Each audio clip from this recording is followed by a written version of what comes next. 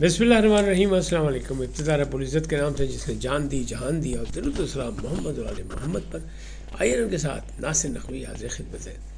ناظرین، 3 محاذ گھمسان کی جنگ، عمران کو دوسرا ٹیکہ لگ گیا۔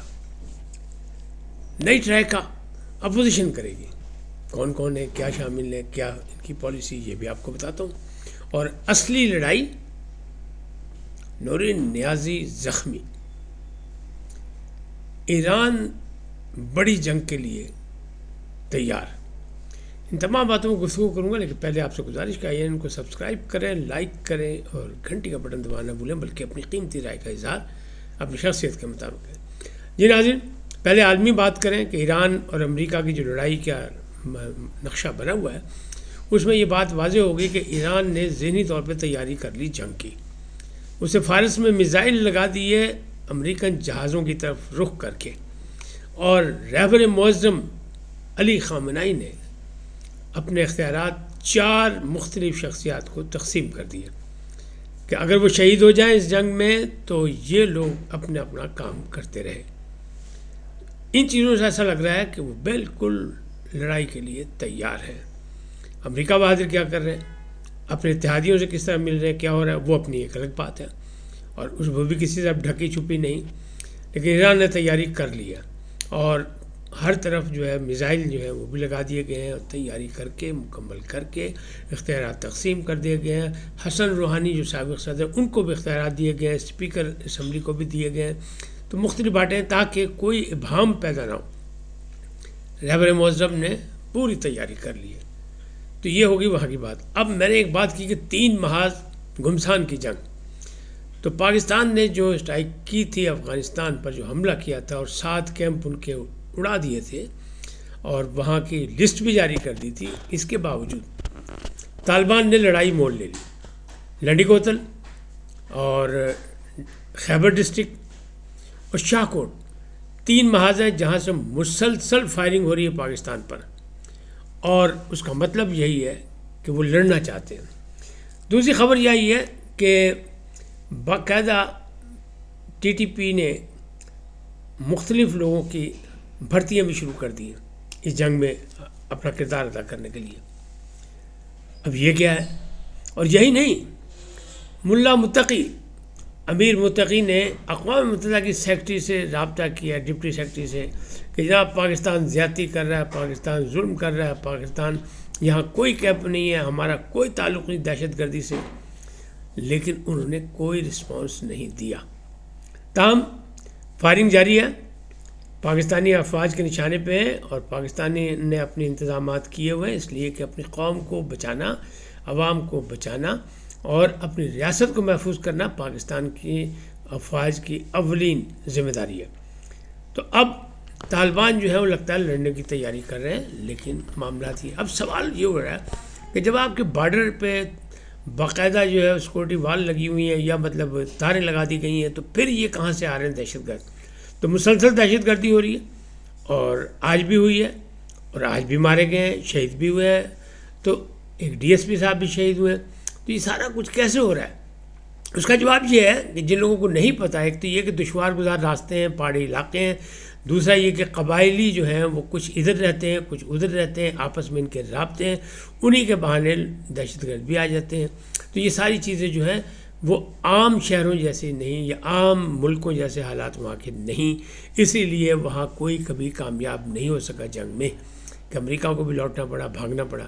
لیکن امریکہ کا جو چھوڑا ہوا اسلحہ ہے وہ بھی ان کے پاس ہے، اور بھارت جو فنڈنگ کر رہا ہے وہ بھی ان کے ساتھ ہے۔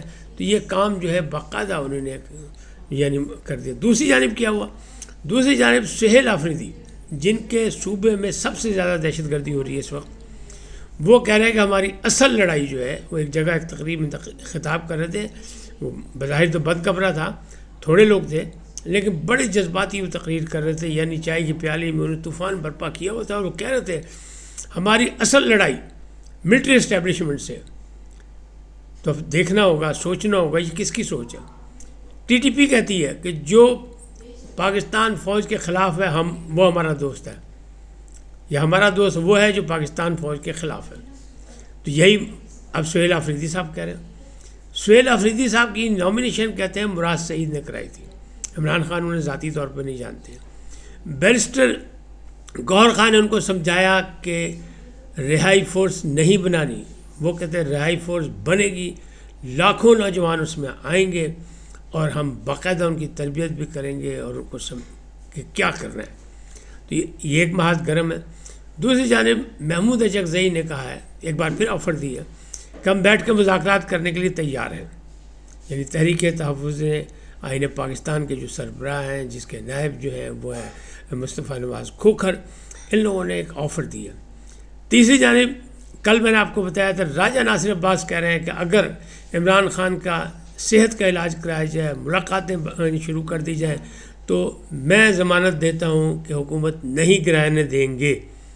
نمبر ایک، ضمانت تو عمران خان کی کوئی نہیں دے رہا، اور حکومت نہ گرانے کی ضمانت کون دے سکتا ہے؟ لیکن ناصر عباس صاحب نے یہ ایک قدم آگے بڑھایا ہے، وہ کہہ رہے ہیں، دعویٰ کر رہے ہیں، اب ہوتا ہے یا نہیں ہوتا ہے یہ ایک الگ بات ہے۔ تاہم پی ٹی آئی کے لیڈران نے آج بھی سپریم کورٹ کے باہر دھرنا دیا۔ ایک طرف انہوں نے کہا تھا رمضان المبارک کے احترام میں دھرنا نہیں دیں گے، ختم، لیکن آج دیا۔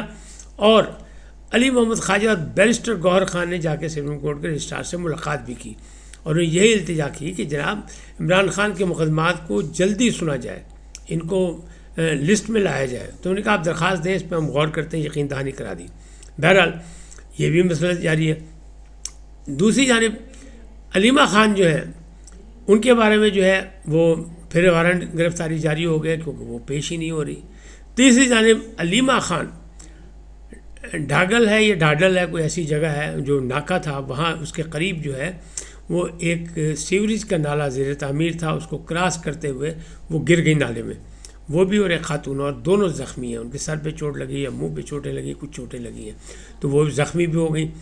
اصلی لڑائی سہیل آفریدی کہہ رہے ہیں ملٹری اسٹیبلشمنٹ سے ہے، ٹی ٹی پی کہہ رہی ہے کہ ملٹری کے جو خلاف ہے وہ ہمارا دوست ہے۔